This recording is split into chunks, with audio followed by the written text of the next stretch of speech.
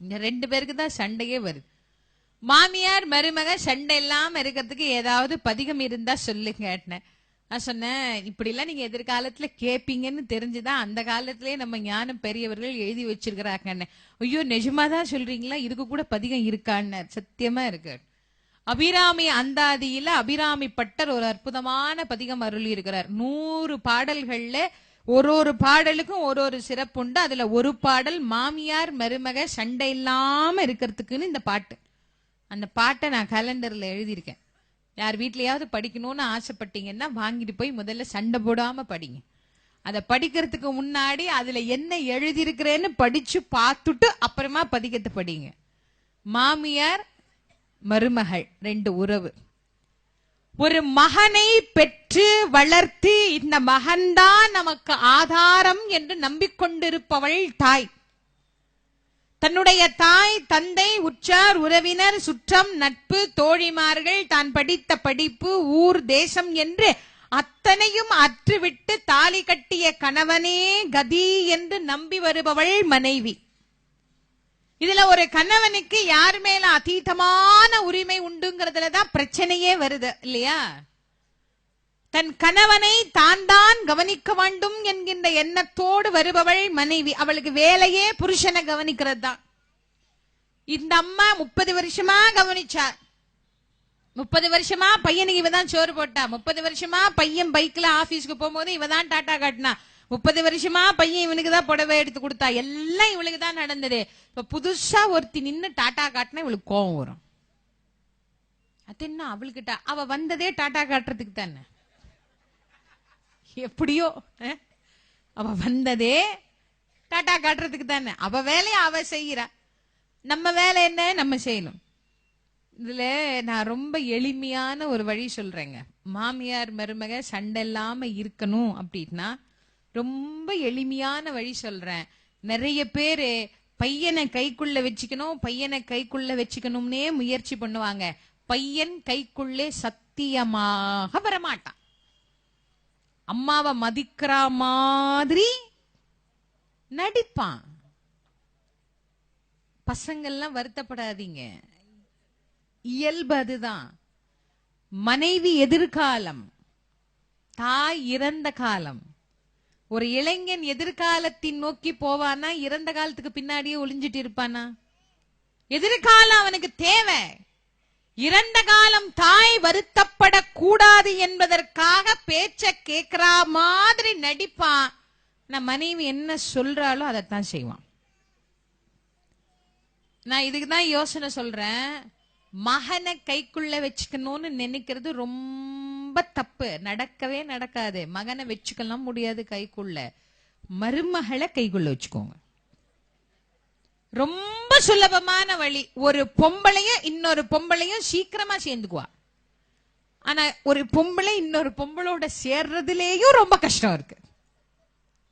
ரெண்டுமே உண்டு. ரெண்டும் சுலபமாவும் நடக்கும், கஷ்டமாவும் நடக்கும். நீங்க சுலபமா நடத்தி தான் பாருங்களேன்.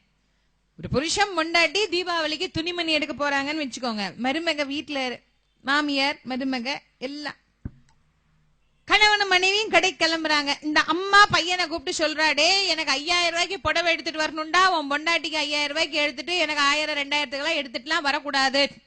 போகும்போதே அங்க கடையில போய் அவன் புடவை எடுக்கும் போது, எங்க அம்மாவுக்கு ஒரு புடவை எங்க அம்மா கேட்டாங்களே, இங்கேயே நீ 4500 5000 ரூபாய்க்கு தானே பாக்குற, இங்கேயே பார்த்துடலாமா? ஏன் வீட்டுல இருக்கிற உங்க அம்மாக்கு என்ன 5000 ரூபாய்க்கு புடவை? நான் 4 இடத்துக்கு வெளியே போவேன் வருவேன், எனக்கு வேலை இருக்குது, ஆபீஸ்ல ஏதாவது ஃபங்க்ஷனா நான் கட்டிட்டு போனோம். சும்மா இருக்கிற உங்க அம்மாவுக்கு 5000 ரூபாய், எனக்கு 5000 ரூபாயா? வேற வேலை இல்லை உங்களுக்கு? அந்த கிளவிதான் எதனா சொல்லி கொடுத்துன்னா நீங்கள் இங்க வந்து கேட்டுட்டு இருக்கிறீங்க. யார் அப்புறம் மாசம் மாசம் அந்த பில்லு இந்த பில்லுன்னு எல்லாம் கட்டுறது? ஒரு 500 ரூபாய்க்கோ 1000 ரூபாய்க்கோ புடவை எடுத்துட்டு கம்முன்னு பேசாம வாங்க, ஜோலி முடிஞ்சுதா? இதே மாமியார் என்ன பண்ணணும்? வெளியில 2 பேரும் போகும்போது, ஏன்பா நல்லா போய் பார்த்து உன் பொண்டாட்டிக்கு என்னெல்லாம் வேணுமோ நல்லா எடுத்து கூடப்பா. அம்மா உனக்கு என்னெல்லாம் பிடிக்குதோ வாங்கிக்கமா, எத்தனை புடவை வேணாலும் எடுத்துக்கோ. எனக்கு வச்சு படைக்கணும், புதுசுன்னு ஒண்ணு கட்டணும். நான் எங்க வெளியே தெருவியா போறேன், எனக்கு ஒரு வேலையும் கிடையாது, நான் வீட்டுலதான் இருக்கேன். நிறைய புடவை பீரோல சும்மாதான் தூங்குது. ஒரு 500 ரூபாய்க்கு 1000 ரூபாய்க்கு எனக்கு ஒரு புடவை எடுத்துட்டு வாமா, எனக்கு நிறைய எல்லாம் ஒண்ணும் வேண்டாம், நீ நல்லா சந்தோஷமா போயிட்டு வாமா பையனோட. என்ன அங்க போய் எங்க அம்மா புடவை எடுக்கணும் நாங்களே, ஆமாங்க அத்தைக்கு நம்ம தானேங்க செய்யணும், நம்ம செய்யாம யார் செய்வா அத்தைக்கு, எனக்கு எடுக்கிற மாதிரியே அத்தைக்கு 5000 ரூபாய்க்கு எடுங்க. இல்லையா அம்மா 1000, அவங்க பெரியவங்க அப்படிதான் சொல்லுவாங்க, அதுக்காக நம்ம அப்படியே அவங்கள வச்சுக்க முடியும். நீங்க வேற சும்மா இருங்க, நானே எடுக்கிறேன், அத்தைக்கு இந்த கலர் தான் பிடிக்கும்னு எடுத்துட்டு வருவார். இப்ப நமக்கு தேவை 5000 ரூபாய் புடவை கிடைச்சுதா இல்லையா? நான் ஒரு உதாரணத்துக்கு சொன்னேன். யாரை எங்கே எப்படி பிடித்தால் நம் வாழ்க்கை எளிதாக நகரும் என்கின்ற வாழ்வியல் சூக்ஷமத்தை உணர்ந்து கொள்ளுங்க. மருமகள், அவளுக்கு பேரே மருமகள், மகனை மருவிய மகள். ஒரு மருமகள் என்பவள் அந்த குடும்பத்தினுடைய ஆணிவேர். தன் மகனின் முழு மகிழ்ச்சிக்கும் காரணமானவள் அவளே. அவளை நம்ம மகிழ்ச்சியா வச்சுக்கிறதுல ஒன்னும் குறைஞ்சிட மாட்டோம். ஒருத்தருக்கு ஒருத்தர் விட்டு கொடுத்து வாழ்வது என்பதுதான் வாழ்க்கை. குழந்தைகள் மேல் வைக்கக்கூடிய பற்றை என்றைக்கு அறுத்து இன்னொரு குழந்தைய என் குழந்தையாக, யாரோ பெற்ற பெண்ணை என் மகளாக ஏற்றுக்கொள்ளுகிற பக்குவம் என்னைக்கு வருதோ அன்னைக்கு மனித நிலையிலிருந்து இன்னொரு நிலைக்கு உயர்ந்திருக்கிறோம்னு அர்த்தம். படிப்படியா ஏறணும் இல்ல, இப்படியே நின்றுட்டு இருக்க முடியாது, கொஞ்சம் கொஞ்சமா ஏறி போகணும் இல்ல. அந்த நிலையை நமக்கு காட்டக்கூடிய அற்புதமான வரலாறு. அதனால இந்த வரலாறை கேட்டவர்கள், மாமியாரா இருக்கட்டும் மருமகளா இருக்கட்டும், ஆம்பளைங்களுக்கும் இதேதான். குழந்தை அவங்க ரொம்ப தெளிவா இருப்பாங்க. ஆண்கள் எப்பவுமே பசங்களா இருந்தாலும் பொண்ணுங்களா இருந்தாலும் வளர்க்கிற போது அவங்க தெளிவா வளர்ப்பாங்க. இதுல குழப்பத்திலேயே வளர்க்கறது யாருன்னா நம்ம தான். அது இப்படி விடுறதும் முடியல, அப்படியும் முடியல, இப்படியும் முடியல. எல்லா ஜீவராசிகளுக்கும் தாய்ப்பாசம் உண்டு.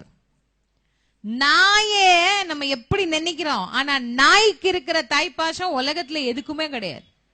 தன் குட்டிய அந்த உரிமையாளர் எடுத்தா கூட அந்த நாய்க்கு பிடிக்காது.